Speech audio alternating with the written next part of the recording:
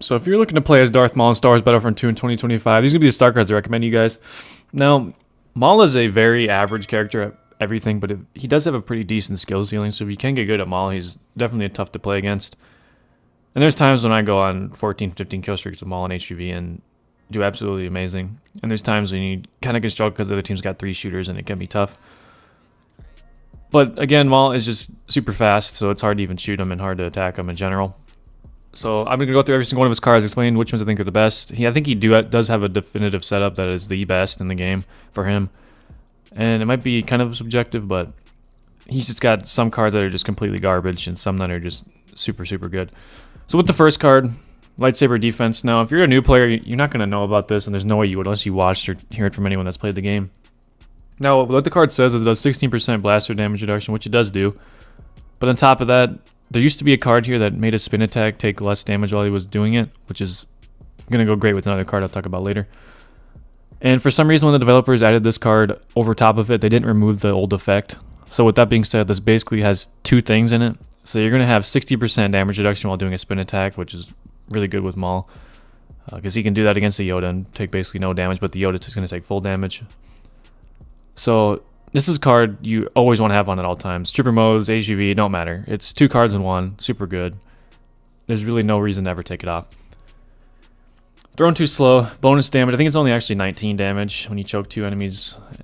It's just not good. You don't need this. No point. It's a waste of a card slot. Don't even bother. Range throw, 50% increased distance. Now, you may think this is pretty good, but unlike Vader, Maul, for some reason, I don't know why Vader can do it, but Vader can block with a saber out of his hand, I guess, but Maul cannot.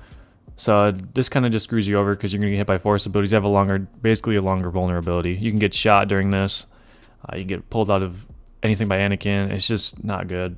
Obviously, if you're Maul, you should be aggressive and close, so you can get the full damage of the saber throw without actually needing this at all. And it just kind of makes it easier to dodge as well if you're close and throw it. So don't use this one. Fool me once. Now it says it's going to have 10% faster recharge in all of his abilities. It's not actually 10% for 2 of his. I think his spin attack is like 6.72 and 8% for one of his other abilities, and the other one's 10.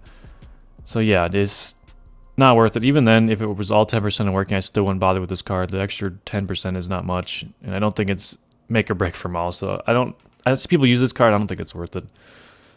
So obviously, if you're playing on a ledge map, Forceful Thrust is decent, but I don't even use it. It's just not fun to play as that type of Maul. Like, if you get a choke kill off the edge, it's just going to happen because the other player's bad. And you shouldn't need this to get choke kills ever. It's kind of, the only good part about it is you can use it to separate teams. So if you got a Han that's just shooting at you and trying to fight someone, you can throw him away and then just kind of have a little bit of time. But again, with that being said, Han's just going to sit there and generate his grenade and throw it back at you. So really don't need this card in like any situation. Flow Motion is going to give him an extra spin attack. So this is part of what makes Maul so incredibly fast and tough to shoot at and tough to get away from. Is his 3rd spin attack, and he just goes so fast when doing it. So you can do 3 of these in a row. It's really good for attacking blasters and sabers alike, because if you hit a swing on a saber and you do the spin attack directly as you do it, you're going to get an extra 100 damage on top of it, so you'll do 220, 230. So yeah, really, really good. And again, with blasters, with the damage reduction card of this one that's hidden in it, really tough to stop. So I always keep this one on at all times as well. Now, Savage, you're going to have to hit 4 enemies with spin attack within a short time span to get 75% faster recharge. It actually does it to all of his abilities. I've tested this out personally. First of all, it's hard to get 4 enemies in spin attack. Even with 3, it's hard to do that because you have to hit 2 with at least 1 spin attack. In true modes, it's more possible, but still not great. And the recharge really didn't even feel like 75%, and it's only for 4 seconds. Definitely not using after my testing with it. Now, accelerated throw is going to take his saber throw damage from 90 to 110 per hit, so you can do 220 with this. I think it's really, really good. Just because it's not quite as good as Vader's throw, it's still 40 less damage, and you have a card on it with still 40 less damage. But Maul is still going to benefit from this big just because of the damage boost. Any sort of damage with Maul is nice. Lastly, we got Unreal Grip, further choke range. Again, if you're trying to ledge people, I guess, but you really don't need this either. You can just throw your saber, have it hit him in the back, and choke him anyways with that kind of, like, not really a glitch, but kind of a method to get a combo. So yeah, this is personally the definitive best setup for Maul. I think most people would agree on that. Maybe people have range throw, but I highly suggest you stay away from that. It's just not great, in my opinion.